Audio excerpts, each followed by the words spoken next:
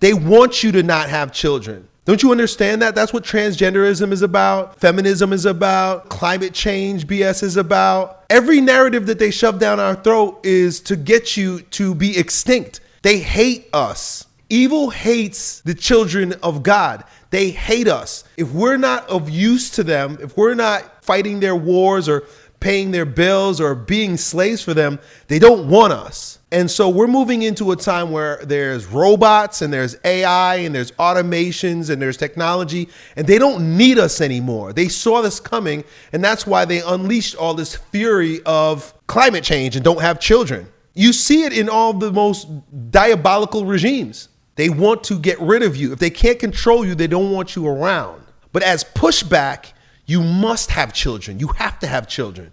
And this whole idea too is definitely a Western idea, because Muslims are having kids. Africans are having kids. They're having lots of babies. You know, they talk about how Islam is the fastest growing religion. Yeah, because they're outbreeding Christians, because Christians are so dumb that they've fallen for modernism. Christians are doing the dumbest things ever by following these modernist ideas.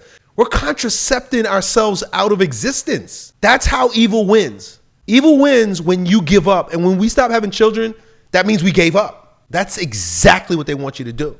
The thing is, if Satan can't get you to not have children, make yourself sterile, have a bunch of sterile transient sex, be a homosexual, all these kinds of things, then they'll make sure that they rob the cradle.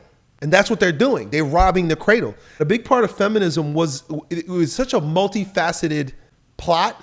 It was like, okay, part of it is get women out of the house so the children have to be educated by the state. Not only do they get 2 taxpayers, but now they can brainwash your children. So if you are having children, you can't let them rob your cradle. And the cradle robbing is pernicious. It's insidious. The cradle robbing begins as they're coming out of the womb. They're jabbing them with all kinds of stuff. Most of you guys don't know this. I kept it secret for a long time, but since post-pandemic, I could speak up now more. None of my kids are vaccinated. 0 vax, because I wasn't letting Satan rob the cradle. Look at all these women who took the vax during the pandemic. They all had stillborns. Satan stole their baby right out of their womb.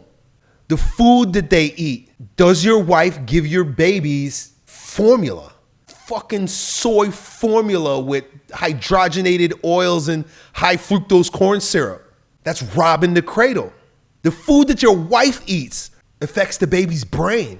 Look at all these kids that are showing up with autism. I think it's something like 1 out of every 5 kids has autism. That's not a mistake. That's Satan robbing your children, stealing them from a cradle. You got to do things different. That's really my whole point. There's this whole Christian movement, and it was like all these families who were like having 15 kids. Their whole idea was, we got to outbreed. We got to outbreed the evil one.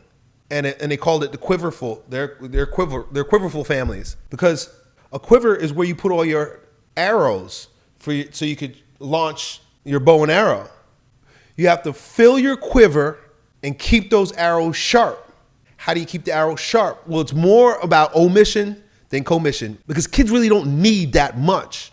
If you give them a moral Christian upbringing, that's my conviction, and nothing else, but you eliminate garbage food, garbage entertainment, garbage on the screen, garbage ideas, garbage education. You minimize the downside.